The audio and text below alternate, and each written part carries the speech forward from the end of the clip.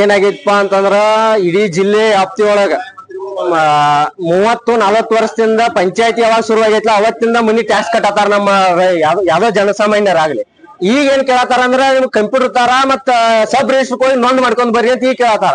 30-40 ವರ್ಷ ಗಂಟ್ಲೆ ಇವ್ರು ಯಾಕೆ ಟ್ಯಾಕ್ಸ್ ಕಟ್ಟಿಸ್ಕೊಂಡ್ರು ಜನರನ್ನ?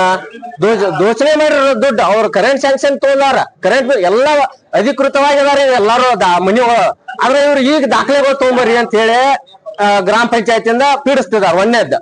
ಎರಡನೇದ್ದು ಈಗ ಕಸದ ವಿಲೇಜ್ವಾರಿ ಕೆಲಸ 5 ವರ್ಷದ ಹಿಂದೆ ಸ್ಯಾಂಕ್ಷನ್ ಆಗೈತೆ ಸರ್ಕಾರದಿಂದ. 5 ವರ್ಷದ ಹಿಂದ ಪ್ರತಿ ಗ್ರಾಮ ಪಂಚಾಯತಿಗೆ 10 ಲಕ್ಷ ರೂಪಾಯಿ ಗಾಡಿಗಳು ಬಂದ್ ಪ್ರತಿ ಗ್ರಾಮ ಪಂಚಾಯತಿ ಮುಂದೆ ನಿಂತಾರ.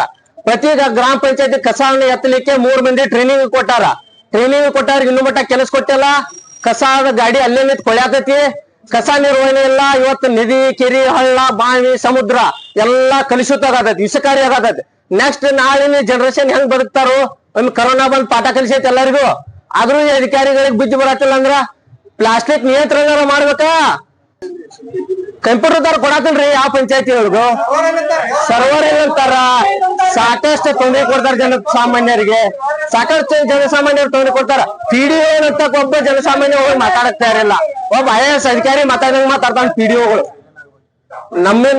ಇಲ್ಲಿಂದ ಜಿಲ್ಲಾ ಪಂಚಾಯತಿ ಅವರು ಗ್ರಾಮ ಪಂಚಾಯತಿಯಿಂದ ಕಾಯ್ದೆನ ವಾಪಸ್ ತಗೋಬೇಕು. ಟ್ಯಾಕ್ಸ್ ಕಟ್ಟಿಸ್ಕೋತಾರಲ್ಲೋ ಸರಳ ಕಂಪ್ಯೂಟರ್ ತರ ಅವರೇ ಮಾಡಿಕೊಡುವಂತ ಜವಾಬ್ದಾರಿ ಆ ಜಿಲ್ಲಾ ಪಂಚಾಯತಿಗೆ, ಗ್ರಾಮ ಪಂಚಾಯತಿಗೆ ಅವ್ರಿಗೆ ಸಂಬಂಧಪಟ್ಟದ್ದು. ನಮಗೇನೋ ಸಂಬಂಧ, ನಾವೇನ್ ಟ್ಯಾಕ್ಸ್ ಪೇಪರ್ ಅಟ್ಟ ತೋರ್ಸಾರ ಅವ್ರಿಗೆ.